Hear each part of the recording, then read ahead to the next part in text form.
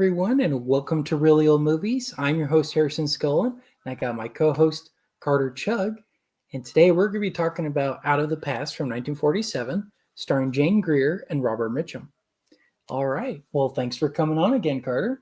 Yeah, it's fun to be back on the show again. Heck yeah, and this time in person. Usually we do it over Zoom, or not Zoom, but StreamYard or whatever it is. But yeah, so before we get started, had you ever heard of or had any experience with this film Out of the Past before? I had never heard of it, actually. The thing that caught my eye when Harrison sent me a list of potential films to review for this episode was that this was cited as a highly reviewed noir film, and the only noir film I had seen before was Blade Runner, which is one of my favorites, so I thought it would be good to give the genre a try. Absolutely. And, nowadays you have like Cyberpunk 2077, all these games and movies that are based off of this old genre. And I think it's really cool kind of seeing like where the proto Blade Runner comes from and all those films come from. So for me, I'd had this on my watch list for many, many years. Finally sat down and watched it. So I'm very excited to talk about it today. Yeah, me too. Yeah. And there's actually a 4K of it I've been wanting to check out from, was it Warner Archive? I think it was Warner Archive who did a release of it, but this isn't a movie that you see released all the time. It's talked about a lot, but there haven't been too many releases of it. But let's get started with it. We'll start with you since you're the guest. What were your thoughts on the plot and what score would you give it?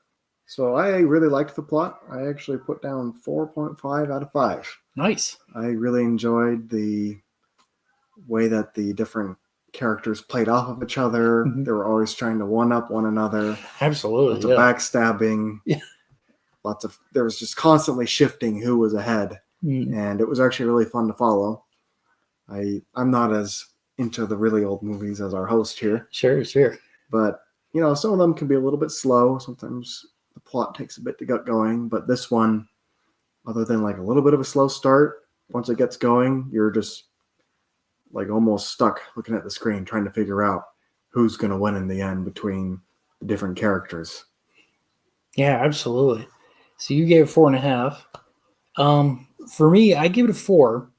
And we actually talked a little bit about it yesterday. The reason being, I didn't love the ending. Oh, that's why I did 4.5. Okay, well, there you go. I think it would have been a 5 out of 5. But I took off the half point because the very ending, it was like, oh, really? It was such a letdown because, and I'm okay spoiling it, the movie's over almost 80 years old. We have all this tension, right? We want to see Robert Mitchum's character, was it Jack Bailey? Something like that? Jeff Bailey. We want to see him succeed, right? We want to see him finally free from all of it and be with, Ann Miller. And he friggin' dies. I was so mad about that. Yeah, especially because the rest of the movie, he's very methodical. Mm-hmm. Very kind of careful, thinks ahead. Too. Yeah. You would think that he would, knowing the history of the femme fatale. Yeah. He would know to check and be aware that, hey, this girl probably has a gun. Yeah, she's going to probably try and kill me. She's killed everybody else around me. Right. So she's not going to surrender willingly. So that was also kind of what soured the plot for me a little bit. Yeah. But what did you like about the plot? Maybe that would be another thing to go over. Yeah, well, what I liked about it was what's great about film noir, a lot of the time you really don't know how it's going to end because it has all this setup, all these different weird turns and different characters and different scenarios. You're like, how's this all going to wrap up? I think it wrapped up okay other than that murder. I hated that part of it. But I guess it's kind of satisfying in the sense that, that deaf kid, he kind of pays tribute to Jeff Bailey at the end there. So it kind of gives the audience a hint of, oh, he was lying to Ann Miller. He wasn't trying to get away with her. He was trying to get her arrested. But I don't know. Maybe he still had feelings for her. Who knows, right? For Kathy. For Kathy. Yeah. I couldn't figure that out, actually, because whenever he interacted with his hometown girlfriend, his rural girlfriend, blonde. Yeah, Anne. Yeah, He told her, like, I feel nothing for Kathy. Like, she played me. She's just a manipulator. Kind of reassured his rural girlfriend. But they shared several scenes where he had kisses with Kathy, and it was kind of hard to tell, like, and maybe this was intentional. You don't yeah, know maybe whether so. he's just kissing her to play her or he's kissing her because he's genuinely still trying to decide. He's still torn over her. Right, and maybe it is a bit of both because near the end of the film, he kisses her, and then he walks out, and then like somebody gets blamed for the body being moved or something like that because they were trying to put it on Jeff for killing the guy. So then she's like, "What? He totally played me," kind of thing. Maybe he's still trying to do that by the end. I'm not sure, but I thought it was great setup. I just didn't love the final execution by the end of it. I wish there was. I wanted to see him to have a happy ending, with everything going on with him. With how hard he worked to stay ahead of everyone, and especially because he seems to do it in a clearly he's had a sleazy past, Yeah, but he wasn't resorting to murder. right, Unlike all the other characters in the movie that were resorting to murder and blackmail, right. he was just trying to clear his name, get everyone off of his back so he can move on with his life. So that kind of makes you want to root for him because you're like, he's trying to have a clean break. He's trying Right, to he's trying to get out change of his it. past, Right. but they don't let him. His past catches up to him. It does, and I guess that is part of film noir is that it doesn't always have happy endings. I just wanted one for him. Maybe that's the romantic in me, but Yeah, which I haven't seen any of the other noir films. Can you usually tell towards the end? Because that was almost out of nowhere. There was no hints that yeah. he was not going to survive this. I think of ones like Sunset Boulevard, but even in those ones, we know the end from the beginning, and we're kind of recounting the events that lead up to the end. That's usually how a film noir plot goes. Oh, interesting. Or like Double Indemnity, that's another example. We see, well, like Sunset Boulevard, the very beginning, the main character, he's dead in a pool. And he's like, interesting. this is how I died. Let me tell you how I got to this point, kind of thing. Like before that was like a hated trope. Yeah. Let me tell you how I got brand here. new. No, Yeah. exactly. Interesting. So that's typically a film noir, but then also, because it is a dark film, right? It's not always going to have a happy ending, but it should have been unhappy for Jane. He deserved it. Yeah. So, yeah, Kathy deserved to die. Yeah. She deserved to go to jail, but she was never going to let that happen. Absolutely. Since we're kind of talking about that, what were your thoughts on the acting? I did 5 out of 5. I thought they all played their characters super well. Yeah. Oh, I did too. I really love Jane Greer. She is, in my opinion, the femme fatale. Because in other films, kind of a more sultry character, kind of more noticeable how evil they are. But in this movie, it was very subtle. Mm-hmm. Right? She kept throwing herself at him. She kept saying, "Oh, I made a mistake," or "Oh, it was his fault," or whatever. She was always able to pass the blame and come out as a victim or seemingly like she needed help, kind of thing. And I think that makes her the perfect femme fatale because I think any guy would fall for that. Well, she knows how the system worked back then too. Yes. It was always assumed that men were the murderers, women were innocent. Exactly. So they wouldn't believe him; they'd believe her. Yeah, she uses that to her advantage, and I thought that her character was very interesting in that regard. Yeah, absolutely. Because even me watching, I was like, is she really innocent? She's acting innocent. She's definitely not, though. It's very well acted. Right. And the reveal that she did, in fact, steal the 40,000. Yeah, when he was looking at her checkbook. Yep. After she murdered someone in front of him for the first time. Yeah. Up until then, he might have believed her that she was just trying to get away from Wit. Mm-hmm. But I think in that scene, he realized that she's a snake. Yeah. And seems to forget it. Yeah. Or maybe he underestimates her. Right. Yeah. So kind of talk about what did you think of Robert Mitchum as the Jeff Bailey character? I thought he was really cool. Yeah. I think I remember one scene where he was standing next to another male actor and realizing how tall he was, and it was huge. Just I could see someone like that playing like the sleazy guy who breaks down your door and says like, "Hey, where's the money you owe?" Yeah. No, totally. In addition to that, this probably falls under writing, plot, I don't know what category you would consider that. Yeah, it'd be under plot. But Yeah. I think one of my favorite things in this movie was the dialogue. Yeah. Just there was no rehashing of anything. They played off each other constantly. That's what I love about film noir is Really? the dialogue. It's always snippy. It's always really, really well put together. It always kind of double entendre or kind of hidden messaging where you have to like really listen and be like, wait, what are they talking about here? Yeah. It's almost a whole nother language. Which that's new to me, so I loved it. I thought it was fascinating that if you stop paying attention, you have no idea what was going on. Right. And it's very dialogue heavy for sure. Played off of each other that way, so I enjoyed the dialogue a lot. That was probably my favorite thing in this movie. Yeah, I agree too. It's always the thing I look forward to in watching a film noir. Good to know. Yeah, so pretty much any film noir, even like Sunset Boulevard, has dialogue like that. This was second or third Robert Mitchum film? So I'd seen this film, A Holiday Affair, which is not a film noir. It's a Christmas rom-com. Oh, fun. And then Blood on the Moon. So that one is another film noir, but as a Western. And that one, he's kind of more of a anti-hero. This one, he kind of is too.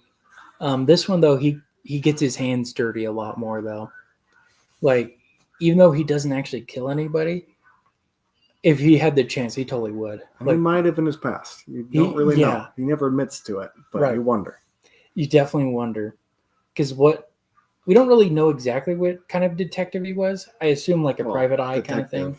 Yeah. Mostly he was fixing things and stealing information to blackmail people, sounds like. He more like a bouncer. Yeah, something like that. Or an enforcer, whatever you call those. He's almost like a higher level goon in Witt's organization. Yeah. Sends him to do his dirty work. So he's the fall guy. He's the fall guy, yes.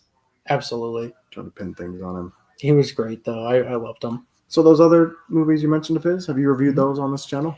I reviewed Blood on the Moon. That one is a really good film. I recommend that one as a Western and as a film noir. Maybe you can put like a link to it.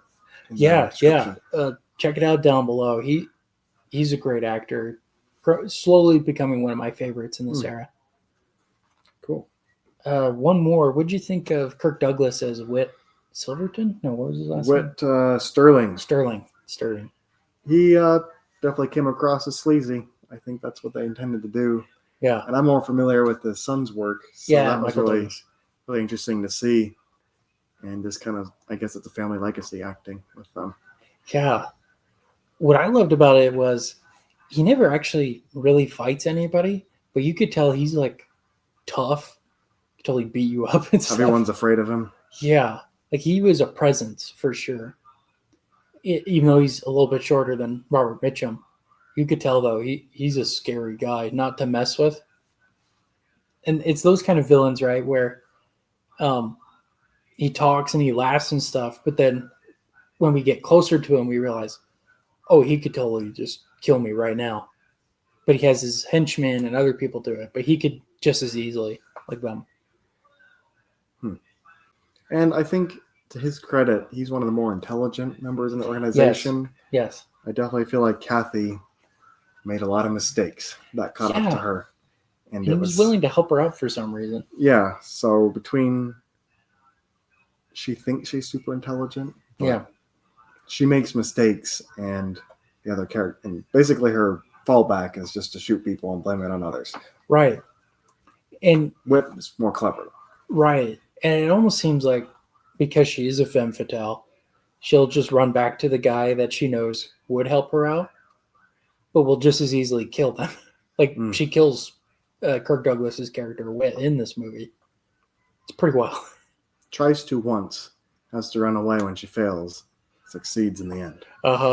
Yeah, so all around the actors, the acting, all of that, I think is really good, especially from a film noir, because a lot of the time they were like the B movie, right? They were the smaller production, not usually big name.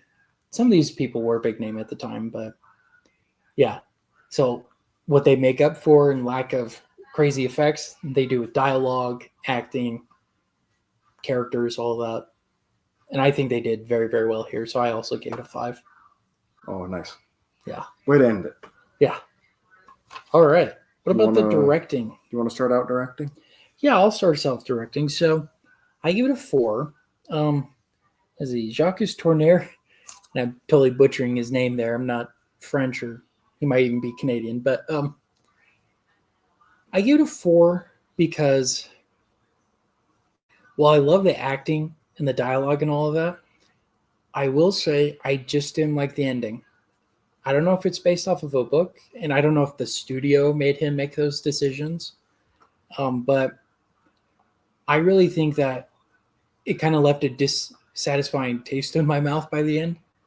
Um, I thought the staging of everything was great, and like where the characters were at and whatnot, and the setup, all that was great. I just hated the ending, and I also kind of hate how abrupt it is too. It's like, again, we have all this tension, all this build up, but then they're driving a car. She's like, "Oh, you idiot!" Shoots him, and then you won't betray me, or you won't get the best of me. Something like that, yeah. You backstabbing. Yeah. Fool or whatever she says. Fool or idiot or jerk or whatever. And then she gets shot, and then he falls out, and we say funeral and all that. But I was not satisfied with that conclusion, and I guess I'll put the blame on him for that. But other than that, though, I loved everything else about the movie. I love the setup. I love the dialogue. Like the scenes, and we'll talk about that in cinematography, but just it didn't really feel like we were on a set. It felt like we were in a real world for a lot of it. It didn't feel constrained like a lot of more B movies feel like. This felt a little bit bigger production for sure. I did 3.5 out of 5. Okay. So pretty similar. I don't know much about this director, so I don't want to I can't really say whether I thought it was better or worse than other things. Yeah. So I'll see what else he directed. I'm pretty sure, though, this is his most famous film. Oh, really? Oh, the other one. Yeah, he did like more B-movie horror movies and whatnot. So I guess the main thing is that there wasn't something that really stuck out to me that I wonder if that's like his director signature. Yeah. He always does this. Right. There wasn't something that it was a nice story and a nice plot, well acted, but I didn't really feel like he had a huge presence. No, absolutely. This could have easily been done by anybody else. I kind of wish it was somebody like Robert Wise or Billy Wilder, because they both did a lot of film noir, and they have signature styles. You'd be like, oh yeah, that's a Billy Wilder film noir. So he did Sunset Boulevard, Double Indemnity, and then Robert Wise, he did Blood on the Moon. So I totally agree with that. That just felt kind of generic. Like any director could have done it. But other than his name at the beginning, I didn't really think about him at all. Right. No, I didn't either. He definitely is more, seems like a journeyman or like a B-movie director. They just hired him for the job kind of thing. And he did a good job. It's a good movie. He did a good, absolutely. But no, I totally agree. It could easily have been any other one. He didn't do a bad job, so I wouldn't have gone below a 3. Sure. So, want to do cinematography? Yeah, let's do cinematography. So, I gave it a 5. I thought it looked amazing in a lot of scenes. My favorite ones were when they were in Mexico. Well, Mexico, it's probably Hollywood somewhere. California. Yeah, but it looked really amazing, as well as the scenes in Los Angeles at the gas station. Those are all exterior.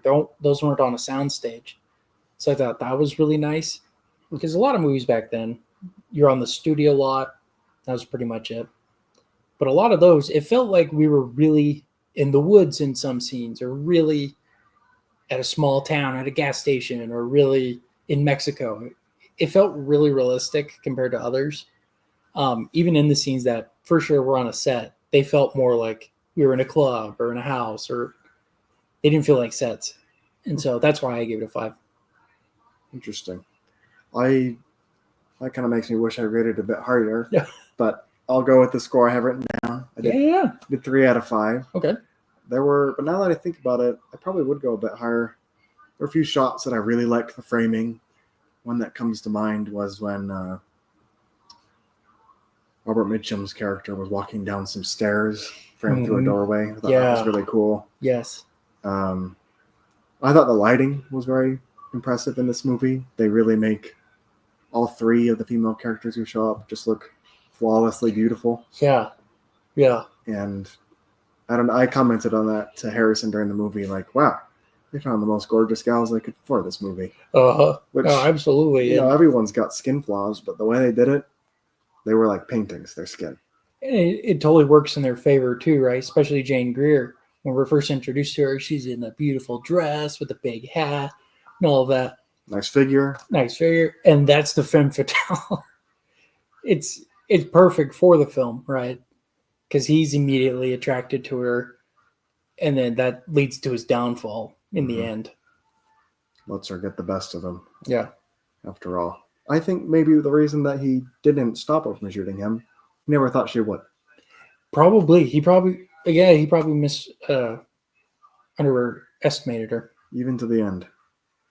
So he thought he was getting the best of her multiple times over. Mm-hmm. And turns out she wasn't going to go down easy. No. So I don't know if they're... I did 3 out of 5, but I guess there weren't... I don't know. I remember, like, when I think of, like, Blade Runner, that's a movie, noir film, that cinematography, I would do 6 out of 5 because it's just so beautiful and memorable. No, you're absolutely right. And, of course, this movie came out close to 40 years before Blade Runner did. So, the limitations are there. For sure. So, still memorable, though. No, absolutely. I definitely agree with some of the scenes with Robert Mitchum, for sure, like in his trench coat, just walking around town and all of that. Like, whenever I go to the Film Noir Festival in Palm Springs, they always have either pictures of him or... Because they always talk about this movie a lot.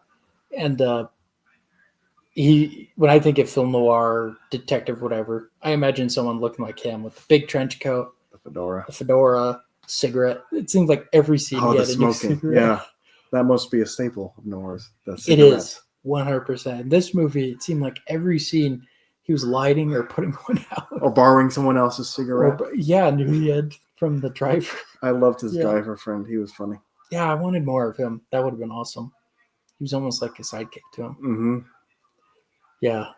You almost needed like a movie about his life working as a detective. A detective in quotes, because that's what he said they were. He's like, you might have called us detectives. Right. But not really. You're right. He didn't. They found people who were running from them who had the money, not who... They're more like hitmen. Were actually, they weren't people who legitimately hired them for help with cases. Yeah. They were finding people who were in trouble with them. Right. Or for people who paid them. Right. So. No, absolutely. I don't know if you would... It's almost like a bounty hunter. Yeah. But like a personal one. Yeah. As opposed to a for hire. Because when you think of like a personal investigator, they're usually following somebody kind of, like a real detective, right? To see their... Work in tandem with the police. But he would definitely not be working with the police here. If he did involve the police, it was because it was a last resort.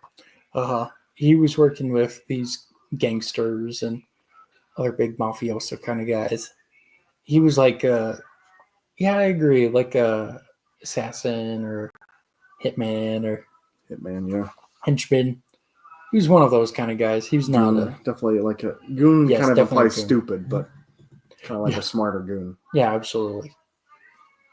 So, absolutely. Want to tie it up with music? Yeah.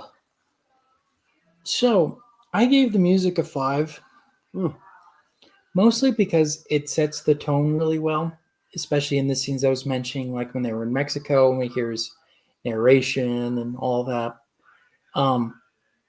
I will admit, it's not a score you would probably recognize right away. It's pretty generic noir, but I just thought it worked so well with setting the tone and the mood and the characters, because they could easily not had any music at all in the scenes with him just walking around and whatnot. But I'm glad they did have it, because it added another layer of tension for the characters and all of that I think can be lacking in a lot of movies. And I felt like the music elevated it a lot for me. And so that's why I gave it 5. I did it too. Yeah, I rated plot and acting super high because I love that aspect, but I didn't think the music was that memorable. Yeah. So It didn't detract from the film, but I didn't feel like it. Like you said, it's not a super memorable soundtrack. Right. I'd have to listen to it multiple times for sure. Really, I was kind of expecting something more along the lines of like Blade Runner's got that nice jazzy blues in there. Yeah. Or I watched Taxi Driver last year, and that one has a lot of jazz, absolutely, and kind of noir tone. So I was kind of expecting something more than just kind of a nice background sound, which yeah, it wasn't blaring, like it didn't glare out at me. It didn't distract me, but when I went to write the music part, I couldn't even remember the scene where I was like, oh, the music in that scene. Nothing stuck out to me. Yeah. I'm trying to think if there's another film noir where there's really good music that you'll definitely recognize. And maybe it's just unfamiliarity with the genre. Like perhaps this was typical and I'm rating it too harshly. Maybe. Well, I recommend Sunset Boulevard just all around because the score in that is very memorable. I really love it. I'll give it a try. All right. So what is your overall score? Came out to 3.6 out of 5. Okay, nice. So with that, would you recommend this movie to people? I would. I think just to see the dialogue and the way they play off each other, I think it definitely fights the stereotype that old movies can be slow or boring. Yeah. Like, I was glued to the TV waiting for the story to play out. We had a bit of connection issues streaming it. I was going to say, yeah. And when that happened, it was just like, oh, come on, we want to know. It was always at the worst times, too. So I think if you take breaks from a movie, in this case, they weren't planned, and you want it to keep going, that's a good sign. So for me, I gave it a 4.6 out of 5. I really love the movie, but I'm a little biased. I like film noir in general. In my film collection, that's the biggest genre I have is film noir. I go to a friggin' festival every year for it. But when is it? It's in April. Oh, interesting. Or no, in May. Sorry, second weekend of May. I guess it makes sense. When I think of noir, I think of like rainy. So yeah, they got to pick a rainy month for it. Well, usually, like so when this comes out, it'll be in November. I do Noirvember because a lot of other people do that too. Oh, cool. Yeah, so I think that kind of is a good time of the year too. But anyway, back to the film. I really like Robert Mitchum. He really sold it for me, and Jane Greer as well. Because usually the films I recognize her from are like rom-coms or funny romances. So it's very interesting seeing her being the femme fatale, because she's not the typical femme fatale. I think of like Jessica Rabbit and Who Framed Roger Rabbit, very sultry and very in your face. She was not like that at all. She was very, I don't know, subtle, very subtle. Yeah, almost innocent, which makes her the best of that kind of a character. You don't expect it at all. So I really love that. I definitely would want to pick this up on 4K for sure. Well, any final thoughts? Yeah. I think I would just say that it was a good introduction to the noir genre, and I'd like to see some more films now. It's kind of opened my eyes a bit. Absolutely. This is one of the most famous ones. So if there was one to pick, this would be a great one to start with. Or if you only ever see one, this is a great one to watch just in general. And I totally agree. I was totally captivated. And I got so mad when the connection was disrupted. It's like, come on, man. So we'll have to fix the Plex over there. But I loved it. I recommend it. All right. Well, thanks everybody for watching, and thanks again for coming on, Carter. Of course. Yeah, and follow him on Letterboxd if you want to see his Letterboxd reviews. I'll have that down below here. And anything else you want to tell to the people? Be sure to like and subscribe. Best channel on YouTube. Thanks. Yes.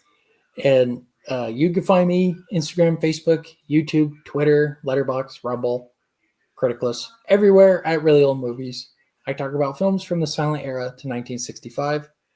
And I enjoy doing it and talking about these kind of movies just so that more people in our generation, the more younger ones, are exposed to more of these. Because I'll be frank, a lot of the movies today, I feel like, are horrible and are killing the industry. So in the meantime, we should all watch movies like this to kind of remind us sometimes less is more. But yeah, well, with that, this has been Really Old Movies. I'm your host, Harrison Scullin. It's my co-host, Carter. Take care, everybody.